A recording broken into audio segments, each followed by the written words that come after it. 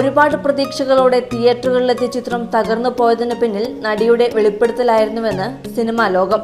Box ഓഫീസുകളിൽ തരംഗം പ്രതീക്ഷിച്ച അണിയറ പ്രവർത്തകർ കണ്ണീരിന്റെ നനവുള്ള പരാജയമാണ് ഏറ്റുവാങ്ങിയത്.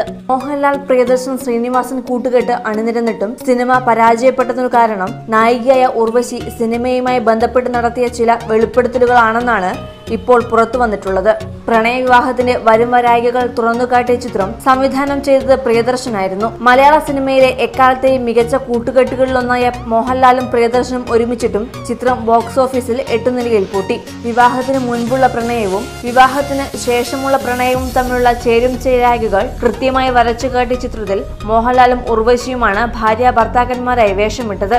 ചിത്രത്തിൽ നായികയായി വേഷമിട്ട ഉർവശി നടത്തിയ അഭിപ്രായ പ്രകടനങ്ങളാണ് ചിത്രത്തിന്റെ പരാജയത്തിന് തന്നെ കാരണമായത്. ഉർവശി നടത്തിയ അഭിപ്രായ പ്രകടനങ്ങൾ മോഹൻലാലിനെയും പ്രിയദർശനെയും ശരിക്കും വിഷമിപ്പിച്ചിരുന്നു. സിനിമ റിലീസ് ചെയ്തതിന് പിന്നാലെ പ്രമുഖ സിനിമാ വാരികയ്ക്ക് നൽകിയ അഭിമുഖത്തിലായിരുന്നു ഉർവശിയുടെ അഭിമുഖം പ്രസിദ്ധീകരിച്ചത്. സിനിമ നല്ലതാണെങ്കിലും തന്റെ കഥാപാത്രത്തോട് യാതൊരു മമതയും തോന്നുന്നില്ല. തനിക്ക് തീരെ താല്പര്യമില്ലാത്ത ഒരു കഥാപാത്രം കൂടിയായിരുന്നു ചിത്രത്തിലേത്.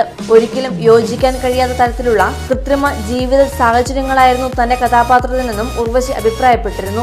1993 മാർച്ച് 23 പുറത്തിറങ്ങിയ മിഥുനം സിനിമയുടെ പരാജയത്തിന് വഴിതെളിച്ചത് നായികയായ ഉർവശിയുടെ ഈ പരാമർശങ്ങളായിരുന്നു അത്രേ.